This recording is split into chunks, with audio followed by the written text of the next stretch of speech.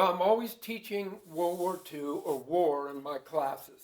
The idea is if you teach war and the cost of war, maybe we wouldn't be so easy to go to war.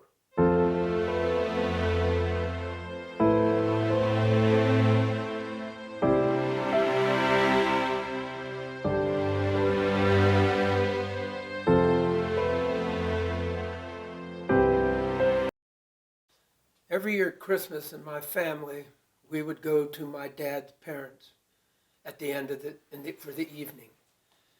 When I was 7, and I was usually in trouble with my parents, so I was sitting in the living room by myself, and I was looking at this shelf, and I saw this guy in a uniform, and my grandfather came in and he said, "Dave, what are you looking at?" "I'm looking at that soldier." And he sat down in his chair. He says, "That's your Uncle Bill." And I said, "Grandpa, Uncle Bill? I don't know Uncle Bill. Is he here?" And then my grandfather started crying. And I said, "I'm in big trouble now." And he said, "No, Uncle Bill was killed in World War II in the Pacific. He was a Marine captain." And from that moment, I had this great interest in World War II especially. What is great about teaching at Catholic is that the renewal of our curriculum in 2013 required every professor to relate to the students' everyday life, to their world. And what could be better than teaching a course like this that involved the umbrella of 204 forensic anthropology is human emotion. The human emotion of loss, the human emotion of violence. My first professional dig was a prehistoric site. It was a huge burial mound complex in central Ohio.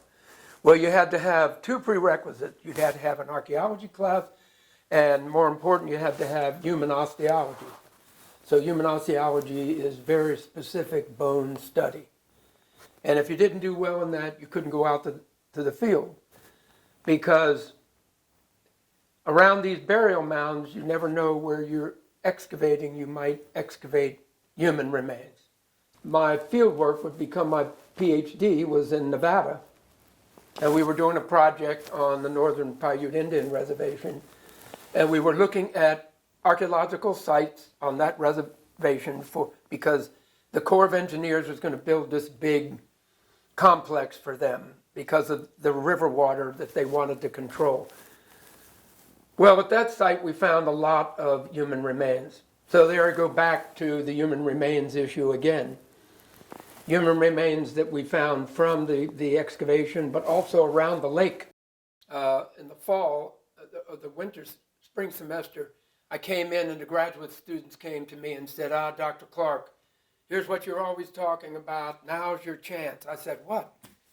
They said, "Well, read the Washington Post." So there was a repatriation story in there about remains from Vietnam that had been identified and then returned to the family. I put 1 paragraph in my bio. I sent it out to the Central Identification Lab at Hickam Air Force Base. I said, "I just want to volunteer to serve my country again." And that's the way this started with Vietnam and repatriation. But when I was there, ready to go in country in April, I was walking down the hallways and I heard B-17 bomber. So not only do they analyze remains from Vietnam, but any other theater of war. So they were going to Papua New Guinea, where they had found the crash of a B-17 from 1943. And that's my involvement with World War II, recovery of the remains, and from Vietnam. Very soon after that, the command and its Central Identification Lab sent me a letter by one of the grandchildren that perished on this crash, and talking about how they made the family's day, that they could finally get a report. and there could be closure for their family, what happened to their family member during World War II. It's very significant.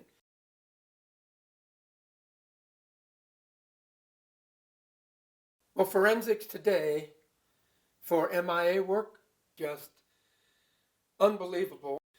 And sadly, even including today, from the war in Ukraine, where there's a tremendous number of missing people already, let alone the combatants, but the same thing that's happening now in Israel, where many of these people go missing, or they're buried rapidly, or they're buried in rubble.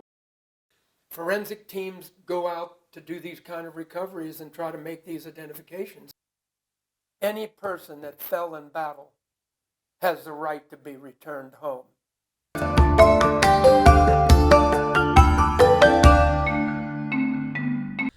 So when we do find missing in action sites and we find human remains, these would be typical of some of the skeletal remains that we would find. Sadly, most of them are not in one piece at these crash sites. They're at different pieces and scattered all about. And we would find bones like this from limb bones of the body, but in many cases they would be broken. This is a broken shaft. This is one joint end. Very often we would find teeth, individual teeth. We would find toe bones, hand bones, ankles.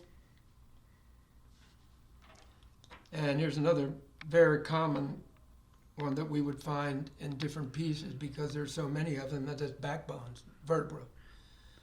And we would find these scattered across the crash site. Good morning. My name is Lawrence Merritt, and I'm a junior here at the wonderful Catholic University of America. I'm an anthropology major, and thus today I'm going to talk about Dr. Clark, the one and only greatest anthropology professor to ever live. Dr. Clark is involved in several classes here on CUA.